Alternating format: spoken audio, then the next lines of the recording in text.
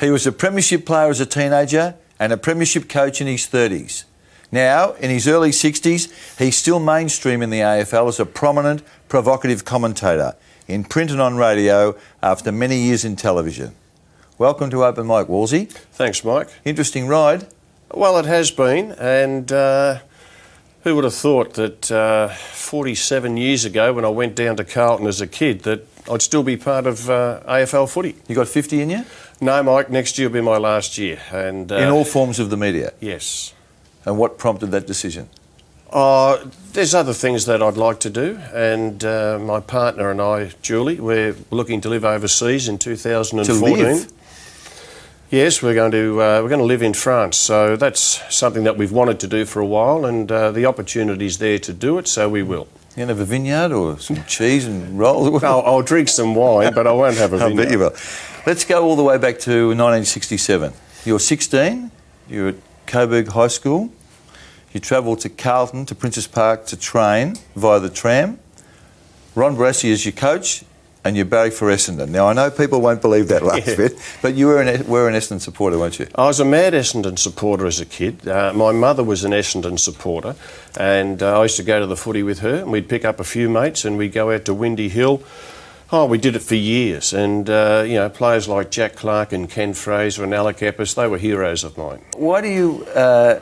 hate's a strong word. Why are you so hostile towards Essendon these days? Look, a lot of it's made up, but I guess... Oh, is it?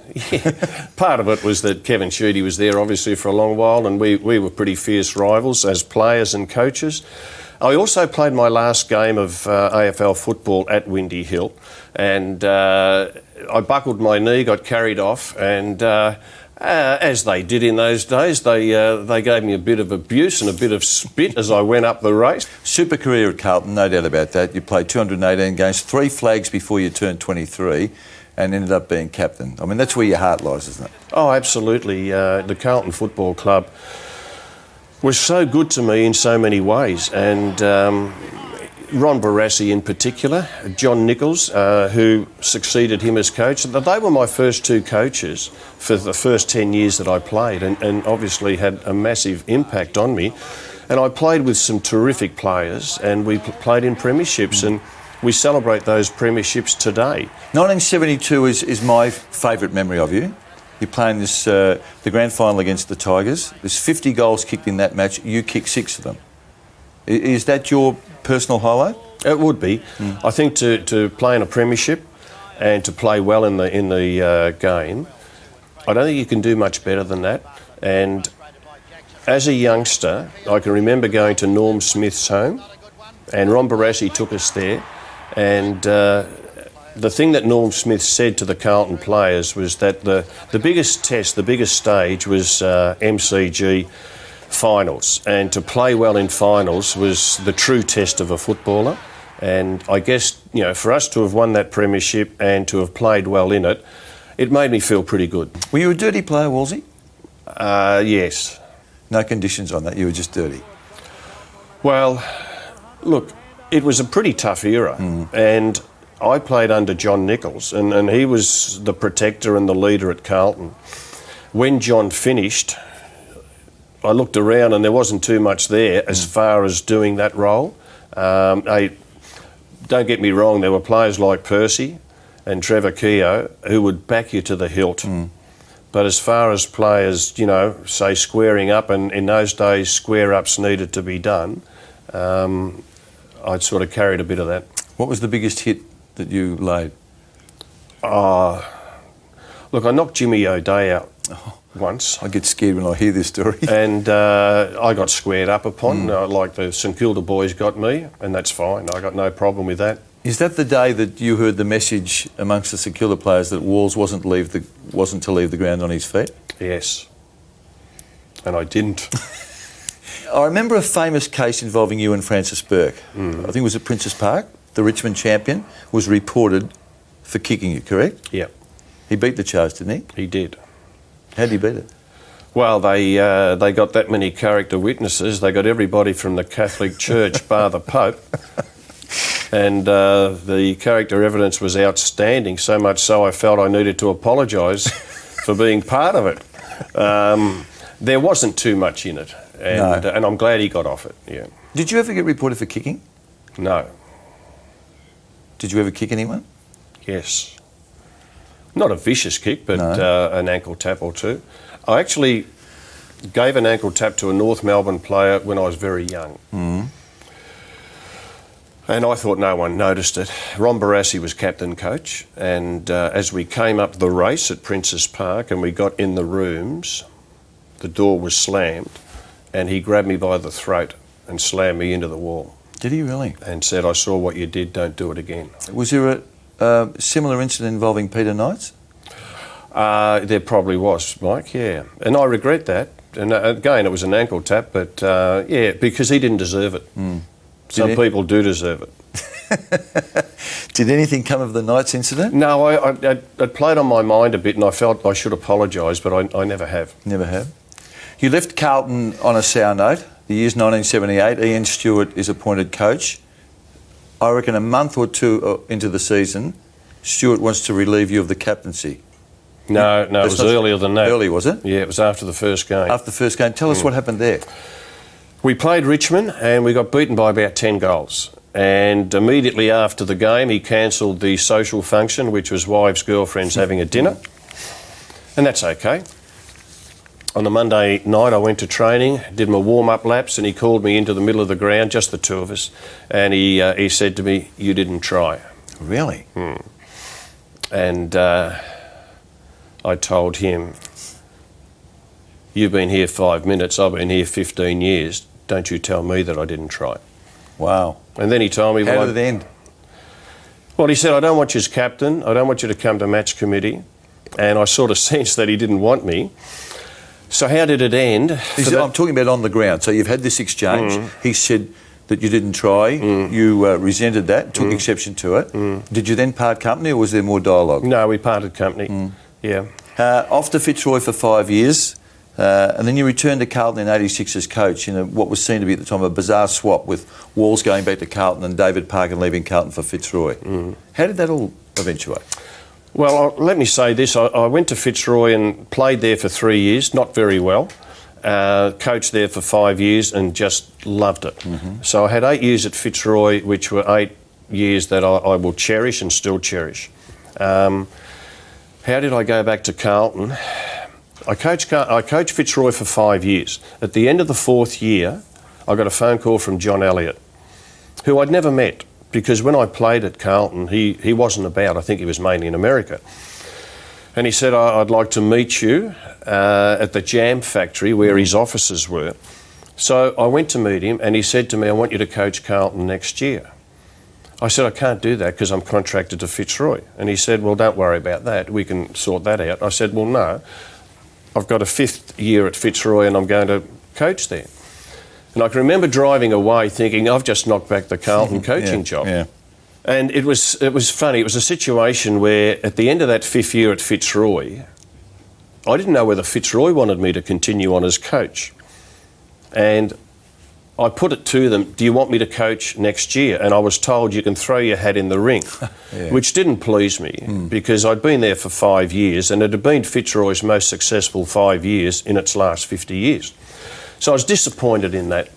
And anyway, with a bit of pressure in the media, Fitzroy came to me and said, "Well, we'd like you to go on as coach." And I said, "Okay."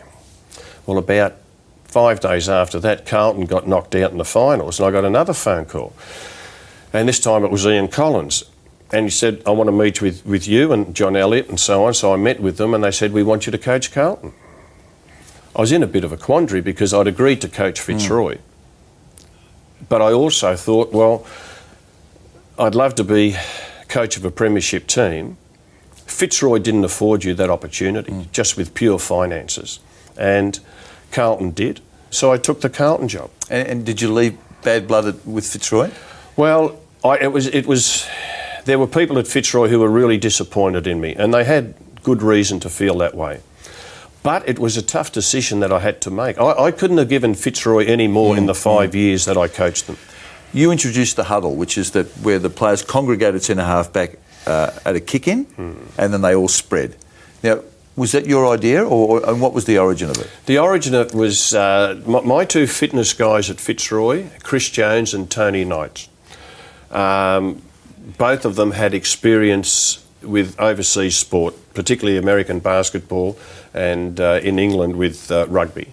And so they would question AFL. They would say to me, why do you do this? Why, when the ball's kicked in at full back, why do they kick it to a pack of players and point to where they're going to kick it? So as simple as those questions are, the game was played the same way for 100 years. If you had the ball, the opposition would follow you. So if your teammate had the ball, wherever you moved, your opponent would follow you, because that's what he's told. Follow your man. Well, we can take some advantage of that, because if we put all of our boys on that side, well, they're going to follow us. You create space on the other side. You go to Carlton 1986, playing the grand final. You win the flag in 87. You finish top 3 in 88, and you're gone halfway through 89. Now, I remember that, from memory, Warwick Capper, you were playing the Brisbane Bears at Princes Park. Capper kicks a late goal. Brisbane beats Carlton. Robert Walsh gets the sack. It's a dramatic fall from grace, wasn't it? Yeah, it was. It was 3.5 years, and as you mentioned, 2 grand finals, a loss, a win, a third placing, and then the sack halfway through that 4th year. I deserved to get the sack. Did you? I did, because I was very negative, demanding, looking for fault, and the players would have had a gutful of me by then. Having said that, I felt I was left to my own devices a bit, but in those days the coach was expected to know all and be all. Looking back, it would have been nice to have got a little bit more support to sort of say, well, maybe you need to change your ways a little bit. Did you have a lieutenant there? No. Not really, no. I was, and that was my fault, because I didn't delegate too much, and I think probably they were too afraid to say, well, Wolsey, try this. I think, to be fair, and this is not meant to be harsh, but you were seen to be blunt, demanding, uncompromising, and occasionally brutal in the way you treated your players, particularly in training sessions. I mean, there was some notorious programs that you had at training when you were angry with them, weren't there? Oh, solid sessions, absolutely. Having said that, I reckon if you speak to 95% of the players I coached at Fitzroy, Carlton and Brisbane, they will say, we're really glad he coached us that way. After Carlton, it's off to Brisbane for 5 years with the Bears. Very tough times, weren't they? And it was a new club. AFL didn't service it properly. You were the spruiker, the coach, all things. How difficult was that up there? I could write a book about it, and I might write a book about it. How difficult was it? It was tough. It was tough because no one had much interest in you up there. The membership when I got to Brisbane was 1,800. The crowds were 5, 6 and maybe 7 or 8,000 at Carrara if you played Collingwood, Carlton, Essendon. Having said that, it was 5 of the most satisfying years of my footy career. Why? Why? Because, well, when I went there, no one wanted the job. And when I left, they were lining up for the job. When I went there, we were based at Carrara with nothing solid around us. Everything was portable. When I left, they were at the Gabba and they were putting in plans for a really good stadium. When I went there, you had one of the oldest lists in the AFL, and when I left, it was one of the youngest, and so many of them went on to be triple premiership players. And when I went there, you had a group, some of them who weren't fair income, and you had others like Roger Merritt and Michael McLean and Scotty McIver and Johnny Gastev and Martin Leslie, who were absolutely fair income. Halfway through the first year, we hadn't won a game. And there were a few players that I had got rid of at the halfway mark. And Roger Merritt came up to me, and he hadn't said much to me in this first year. And Roger came up to me and said, I can see your fair income, I'll give you 100% of what I got left. And that meant a lot to me. In Brisbane, There's a famous story, a notorious story about you, Robert Walls as the coach. A player called Shane Stremple has driven you to distraction. You don't know how to handle him. In the end, you put him in a ring, or you circle him with the players, the Brisbane players, and they take turns at sparring with him. True? True. True to the extent that we did a lot of sparring. The boxing gloves were at Brisbane when I got there. That was part of their summer training, their fitness training. They enjoyed it. So the gloves came out at training quite often. And Stremple had let himself down and his teammates down with a lack of discipline. And on this particular night, I felt he needed to have a chance to earn a bit of respect within the group. So, sure, he was put in the ring. We didn't have a ring as such, it was on the ground. And he went a bit longer than the average player would have. But didn't you rotate players against him? He had 2 or 3 go out and spar with him. Is that all, 2 or 3? Oh, might have been 3 or 4. Let me tell you this. I never lost a second's sleep over that. I went home that night, slept without even thinking about it, and for the next 10 years, didn't even think about it. The next 10 years, did not even think about it. And then a documentary was made, and they had a reenactment of that, and it was dramatic. Was it faithful? And it was eerie. No, I don't think it was. I believe I was set up. And so too to a lot of the players who were there that night, because once they saw it, they contacted me and said, you know, the wrong thing's been done by you. After the break, and I'm not sure you're going to like this, but we're going to talk about the Battle of Britain.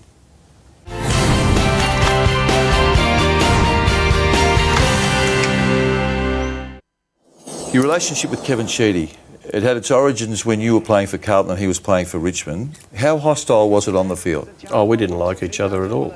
I remember sitting on the 3AW panel with you one Saturday and we talked to Kevin Sheedy, and from memory, Kevin Sheedy raised the sniper tag. Not all snipers were in Vietnam. You, and I think rightly, believe that he was referring to you. That issue erupted soon after on Talking Footy on Channel 7. Some of the most dramatic footy television I've seen. Don't talk in riddles. Answer the question, and the question is... Robert, I never mentioned your name. Was I a sniper? All the 70s and 80s, that people out there making the comments. And if I said on the radio, if the hat fits, then we all I will. think and I wrote about myself. It's just a bit sad that you go so far with your bluff, and when your bluff's called, you back off. I took exception to him not being direct and saying, well, you were a sniper, because I would have accepted that. Didn't worry me at all. But he just beat around the bush. He was being very general. And I challenged him to be specific. If you believe I'm a sniper, tell me I'm one. Don't just go on with your games. Because it wouldn't have worried me in the slightest, but he wasn't prepared to do that. The other thing that annoyed me was that he had a shot at my coaching of Brisbane and said, oh, you went up to Brisbane and hid. That's offensive and insulting. Well, it can be offensive. Let me tell you, you wouldn't know what it was like to have an owner of a club who wanted to close it down every second week. You don't know really, you haven't got a broad experience of coaching. You've been at the one club for 20 years. I went up to Brisbane and I know the effort that was put in by a lot of people there, so I regarded that as an insult to the Brisbane Football Club, Brisbane Bears, the players, people like Scott Clayton, Andrew Ireland.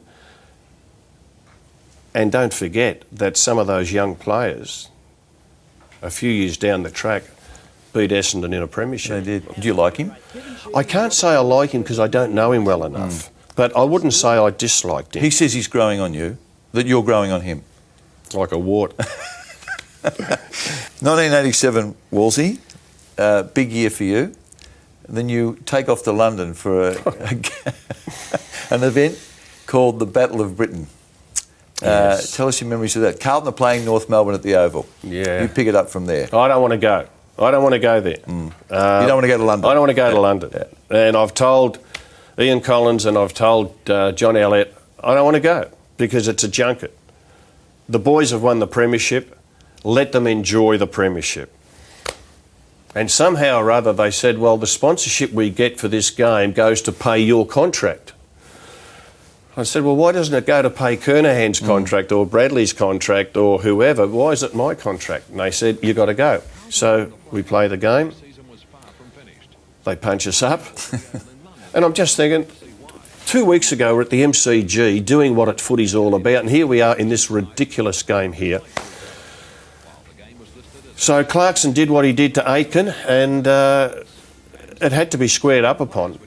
And I didn't have to look for volunteers because Jimmy Buckley and Jono, they just said, Reece, they just said, well, we'll make sure that he gets squared up on. On the coach's instructions? Well, I was happy for it to happen. Did you ask for it to happen? I said he's got to be squared up upon. And they knew that. Alistair Clarkson knew that. John Kennedy knew that because John Kennedy could have taken him off the ground. John Kennedy knew that what he'd done was beyond and knew that it needed to be rectified. And it was. When Clarko, who was young himself, I think he was only a kid then too, when he hit Aitken, did you pick up the phone and dispatch it in the direction of John Kennedy? I did. I was up in the little stand and he was down at ground level. I didn't try to hit him with the phone. I wanted it to land near him just to get my attention and just say, hey, this is bullshit, John. You know, we should call the game off because this is just rubbish. The phone smashed behind him and he didn't flinch. After that game, my players were spread on the floor in the change room at the Oval, and Aitken's got the broken jaw, Kernahan's got what he's got, God knows what else. And that was, in a way, the beginning of my end at Carlton, because Elliot was there with a few of his Foster's mates, and I said to him, I hope you're satisfied. This is the cost of the junket. I hope you're satisfied. Ian Collins was filthy with me for saying that. And the next day he said, I want to meet you at 7 a.m. the next morning. So I met him. And he virtually said, how dare you speak to a Carlton president like that? And I just said, well, I don't care. I said, it needed to be said. I knew they wouldn't sack me because we'd won the premiership 2 weeks before. I remember going back to my hotel room and my wife Erin was there and she said, how'd it go? And I told her and I said, they won't sack me. I said, but when the wheels start to wobble, I'll be in trouble down the track. And it's funny, I probably, as great as winning a premiership is, and it is the greatest, and I enjoy it today more than ever with that group of Carlton players, you know, the bond's there 25 years on. As much as that's what you wanted, we got it, and 2 weeks after we got it, I was as flat as a tack. You're coaching Brisbane, Nathan Buckley arrives, it's 1993. What was your understanding of his tenure with the Brisbane Bears? I knew he'd come for 1 year only, and I was sort of responsible for that because when I got up there, that many players who'd been signed by Brisbane refused to come. And I even had players, their managers or the player themselves would say, don't draft us because we won't come because we don't want to go up there. And before my time, too many players like the Jarman brothers, and Chris McDermott, they just turned their back on Brisbane and got away with it. And I felt that a stand needed to be taken. Now, Nathan Buckley was on Brisbane's list. Now, there are lots of reasons why that was the case. But the bottom line, he was on the list. Collingwood desperately wanted him. And I, for one, said, no way known does he go to Collingwood without first playing for Brisbane. Now, you might say, well, how could he come for you for 1 year and go? Had we not got him for that 1 year and he stood out of AFL football, we lost our grip on him. So by him coming to Brisbane, we at least got him for a year, got some credibility that we stood firm, and okay, I knew he was going to go to Collingwood, but we got their first choice in the draft, which was Chris Scott. We got Starcevic and Troy Lehman, who were handy, and there might have been a few other things. Like? I suggest there might have been some cash. Are you suggesting any figures? I got no idea. The Collingwood deal with Buckley was done, you believe, when Bucks arrived in Brisbane? Yes. It was done, okay. The Richmond coaching experience, Wolsey, it didn't end well. It was short-lived, probably should never have happened. I remember my own view, and following you fairly closely at the time, was that you were finished with coaching and they talked you into it. Yeah, that's right. I left Brisbane for a couple of reasons. Is that I'd had 5 years there. My mother was ill, Erin's mother was ill, and David, our eldest son, he was going to be taken by Carlton under father-son rule. So there were reasons to come back to Melbourne. So that was decided halfway through that 5th year that I was up there as coach. And The Age had offered me a job to be full-time football writer, and I'd accepted it. So I was happy, more than happy to come back and do that. Well, as it turned out, the Brisbane job was taken by John Northey. He had a year of contract to run at Richmond. He jumped out and took the Brisbane job. Richmond's after a coach, and they spoke to me and said, we'd like you to coach. Nice to be asked, Mike. And looking back on it, I shouldn't have taken the job. Was Ross Lyon one of your assistants at Richmond? Yes. You, this is my statement here, my assertion to you, you single-handedly got him the job at St Kilda. I don't think that's right. Well, he wasn't in the applications as I understand it. You'd gone through the first and maybe even second round of interviews, and then the grapevine says, Walls says, there's a bloke up in Sydney that we should have a look at. It's very good, I think we should interview him. He wasn't. Look, when you looked, when I was on that committee to help appoint the St Kilda coach, we probably started with a list of 30, which is ridiculous. And you immediately say 20 no, and it was 10. And then Ross's name came up as should be one to be considered. What did you see in Ross that made you so keen for him to at least have a crack at this? He's smart and he's tough. And he's got respect for the sort of person that he is and the life that he leads. And I reckon he thinks on his feet far better than most. Wolsey, your relationship with the media wasn't healthy when you were a player and probably a coach. I think you mellowed a bit when you went north to Brisbane because there was a bigger job that it entailed. But you've spent the past 15 years working in the media and you seem like you've enjoyed it. I've loved it. It's been, I'm very grateful and thankful that I had the chance to do that. It gave me a chance to enjoy football. I never really enjoyed coaching. I didn't allow myself the chance to enjoy it. It was always the stress, the pressure, the strain of coaching. So I didn't give myself a chance to relax, and I regret that. But anyway, I felt I could work the media and give my opinion, because I don't reckon there's many in the media who've seen football from all the angles that I have. I never felt too bad about being critical of a player or a team because I've been there and I know what it's like. It's not like I'm talking from a position where I wouldn't know.